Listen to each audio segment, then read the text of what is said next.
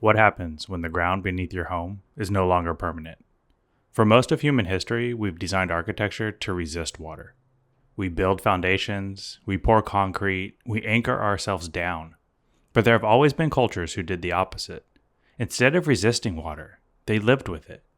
Today, I want to design a home that does the same. Not a survival bunker, not a futuristic pod, but a modular, floating home, built around the simple idea that flexibility may be more powerful than resistance. Rising tides aren't theoretical anymore.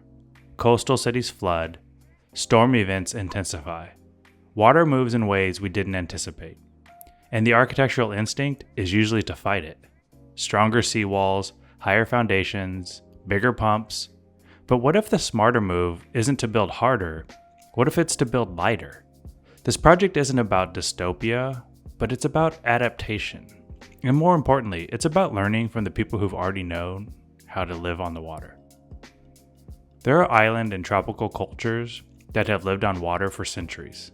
Communities in Southeast Asia, stilt houses in coastal regions, floating villages where daily life happens entirely above the tide. They understood something simple. Water moves. So your architecture must allow movement. Not eliminate it, not dominate it, allow it. That idea became the foundation for this design. Instead of designing one rigid floating house, I designed 3 smaller buildings. 3 distinct pods, each floating independently, connected by enclosed breezeways that allow subtle movement between them. If water shifts, each structure can respond individually. Instead of stress concentrating at one point, movement dissipates across the whole system. It's not one floating object, it's a small floating campus.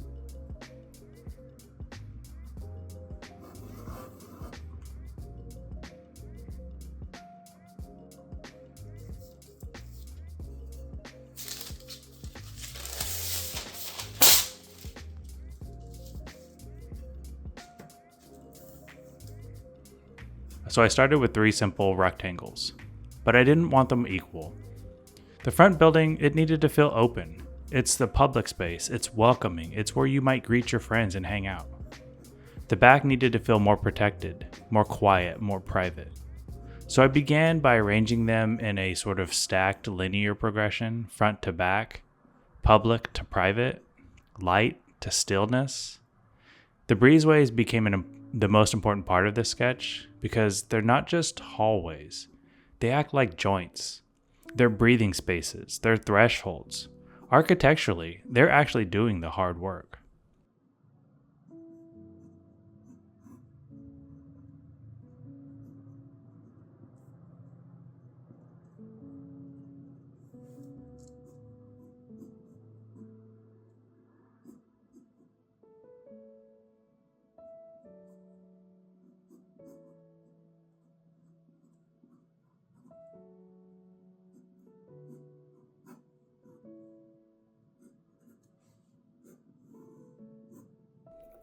So the front pod is going to be the largest.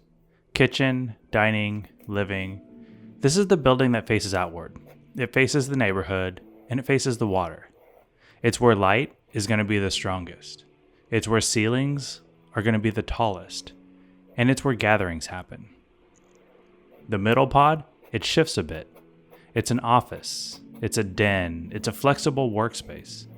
It becomes semi-private. You pass through it to get deeper into the home.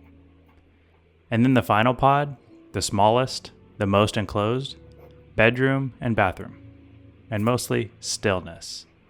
You move physically through space and simultaneously move deeper into privacy. Water surrounds the home, but inside there's structure and there's clarity.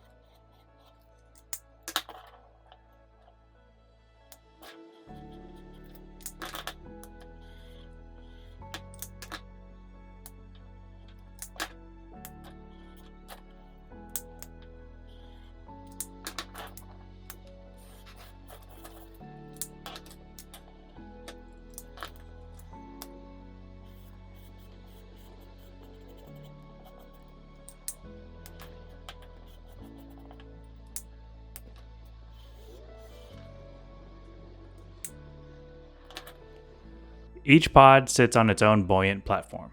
I imagine reinforced concrete pontoons beneath, heavy enough for stability, but designed to displace water evenly.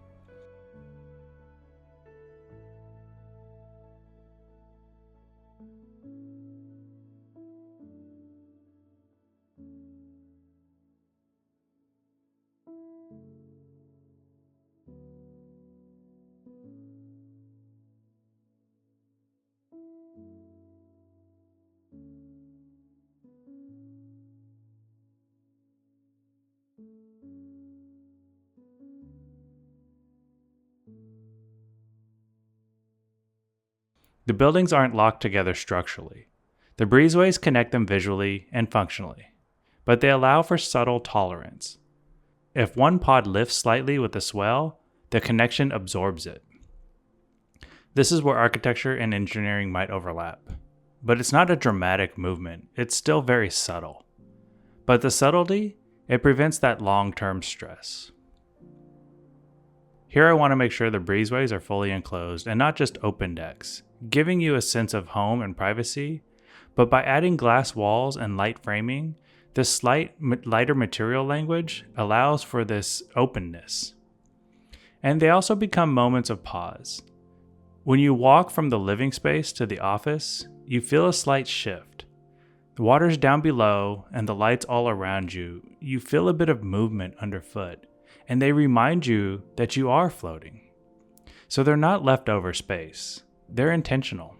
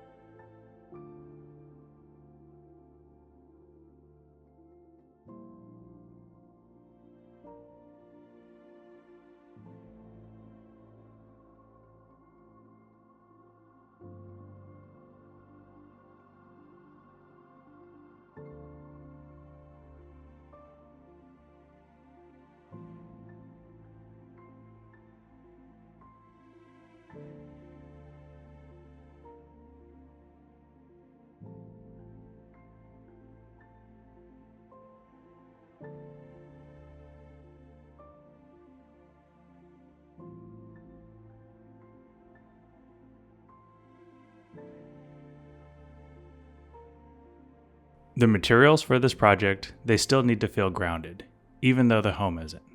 Warm wood cladding, shingled roofs, large windows facing the water.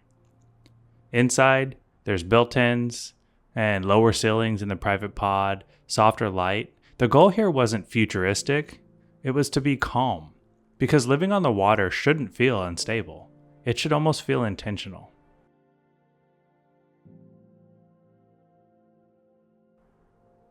So approaching the front, the largest pod greets you. Glass reflecting water, warm interior light.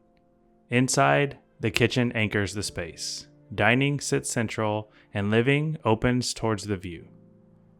As you move through the first breezeway, light starts to shift, and the sound starts to soften. The middle pod feels a bit quieter, maybe work-focused, a place to think. Then through the final connection and into the bedroom. Lower light, more enclosure, water still visible, but seemingly distant. The house becomes more private as you move deeper into it. Just like land-based architecture, except this one floats. For centuries, people have lived on water without panic. They adapted, they built lightly, they separated structures, they allowed for movement. This project isn't about predicting a catastrophe, it's about remembering flexibility. Instead of designing one object that resists change, I designed 3 that will move with it. Architecture often tries to control nature, but sometimes control isn't the answer. Sometimes tolerance is. Sometimes separation is stronger than unity.